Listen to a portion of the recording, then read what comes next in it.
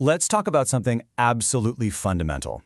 Inside every single one of your cells, you've got the most complex, most incredible blueprint in the known universe, your DNA. But here's the thing. This blueprint isn't locked away in some impenetrable vault. Nope, it's right there in the thick of it, and it is under constant, relentless attack every single day of your life. So, just how serious is this attack? We'll get a load of this number. 10,000. That's the estimated number of times your DNA gets damaged in a single cell every single day. It's a non-stop, microscopic war happening inside you right now. So what do we even mean when we say damage? It's basically any kind of physical glitch or structural problem in the DNA molecule. The best way to think about it is like a scratch on an old CD, or maybe a torn page in a really important book. The information is technically still there, but it's been messed up, making it super hard to read properly. And that distinction is key. Right. And this is maybe the most important takeaway.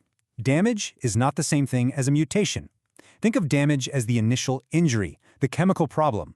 If our cell's repair crew gets to it in time, poof, it's gone. But if that damage isn't fixed before the cell divides and copies its DNA, that's when it can lock in and become a mutation. The damage is the temporary problem, the mutation is the permanent scar. Okay, so where is all this damage coming from? Well, the threats are literally everywhere. They're coming from inside our own bodies and from the world all around us. So let's meet the villains in this little cellular drama. First up, the inside job. The very process of being alive is actually hazardous to your DNA's health. Just converting your lunch into energy creates these little chemical grenades called reactive oxygen species. And when your cells have to copy 6 times billion letters of DNA, sometimes they make typos. Heck, even just sitting around in the watery soup of our cells, DNA can start to break down on its own. You just can't escape it. And then, of course, you've got the attackers from the outside world. That sunshine we all love, the UV radiation can literally tie our DNA into knots. More powerful stuff, like X-rays, can just snap the DNA strands right in half. And then there's the whole cocktail of chemicals we're exposed to, in cigarette smoke, in pollution, even in that nicely charred bit on your barbecue. They can all grab onto our DNA and twist it out of shape. So what do these battle scars actually look like at the molecular level? It's not just one kind of injury, It's a whole catalog of different ways your DNA can get messed up. One of the most common injuries, especially if you spend any time in the sun, is something called a pyrimidine dimer. Basically, UV light zaps your DNA and causes 2 of the DNA letters that are next to each other to get stuck together when they absolutely shouldn't be. And this is the perfect way to picture what's happening. This dimer creates a physical bulge, a kink in that beautiful double helix. It's just like a tooth on a zipper getting bent out of shape. Nothing can get past it. All the important machinery that needs to read or copy the DNA just grinds to a halt. Okay, another big one. This type of damage comes from nasty chemicals in the environment, like from smoke or pollution. They're called bulky adducts, and it's pretty much what it sounds like. A big, clunky chemical group just latches onto your DNA, distorting the whole structure. And the effect is, again, a massive roadblock. Imagine trying to thread a shoelace that has a big, clumsy knot tied in the middle of it. It's not going to work, right? It physically blocks everything, stopping essential jobs like copying the DNA code in its tracks. Now we get to the really, really bad stuff, strand breaks. A single strand break is like one of the rails on the DNA ladder gets snipped. It's not good, but the other side is still there to act as a perfect backup copy for a repair.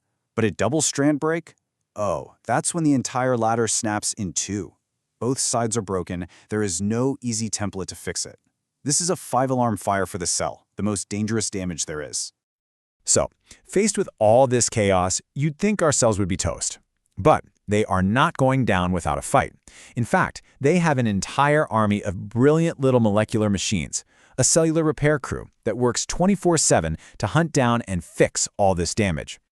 And this isn't just one general handyman, it's a whole team of specialists. For the little stuff, like single-letter typos, you've got base excision repair, or BER. For the bigger, helix distorting messes, like those sun-induced kinks, the cell sends in NER, the bulky mess cleaner. After the DNA gets copied, mismatch repair comes along to proofread the work. And for those catastrophic double-strand breaks, the cell deploys the heavy hitters, the emergency structural engineers, HR and NHEJ. Let's just zoom in on one of these to see how cool it is. Take base excision repair. It's like this tiny 4-step molecular surgery. Step 1, an enzyme scans the DNA, finds the one bad letter, and snips it out. Step 2, another enzyme comes in and cuts the DNA backbone right where the empty spot is. Step 3, DNA polymerase zips in and puts the right letter in the gap, using the other strand as a perfect guide. And finally, DNA ligase comes along and seals everything up. It's a perfect fix, happening thousands of times a minute in your body. I mean, that's amazing for a simple typo. But what about that code red emergency we talked about? The double-strand break where the whole blueprint is snapped in half. What then? Well, with no obvious instruction manual right there to copy from, the cell has to make a really tough choice. What's more important? Does it go for perfect, 100% accuracy, even if it takes a while? Or is it better to just patch things up as fast as possible to prevent total chaos, even if the patch job is a little sloppy? And it actually has two different strategies that embody this choice. On one hand, you have the precision method, homologous recombination, or HR. It is flawless. It finds an identical copy of the DNA that's nearby and uses it as a perfect template. The only downside? It's slow, and it can only be used during a specific part of the cell's life. On the other hand, you've got the quick fix, NHEJ. This pathway just grabs the two broken ends and, well, glues them back together. It's super fast and always available, but it's messy, and it often creates a small mutation at the site of the repair. Now, this cellular repair crew is amazing. It's unbelievably good at its job, but it's not perfect. And when these systems fail, or when the damage is just too overwhelming, the consequences can be absolutely devastating. See, when DNA damage starts to pile up faster than it can be fixed, you get what's called genomic instability. This is a known cause of cancer, where cells lose control and start growing wildly. It's also deeply connected to why we age, and it even plays a role in neurodegenerative diseases. These massive health problems can all start from these tiny failures to fix the code. And this isn't just some abstract theory. We see this play out in the real world. A perfect example is when there are defects in the genes that run that high-precision repair system, HR. You've probably heard of the BRCA1 and BRCA2 genes. Well, when they're mutated, that precision repair pathway is crippled, and that's why the risk of breast, ovarian, and other cancers goes way, way up. But here's where the story takes a really clever twist. Scientists and doctors that figured out how to turn this vulnerability into a weapon against cancer. See, many cancer cells already have a broken repair system, like that faulty HR pathway. So new drugs like PARP inhibitors are designed to go in and break a second, different repair pathway. For the cancer cell, this is catastrophic. The damage overloads its already crippled systems, and it dies. But healthy cells which still have that first system working are mostly okay. It's brilliant. It's just an incredible thing to think about, isn't it? For billions of years, life on Earth has been fighting this constant, intricate war to protect its own source code.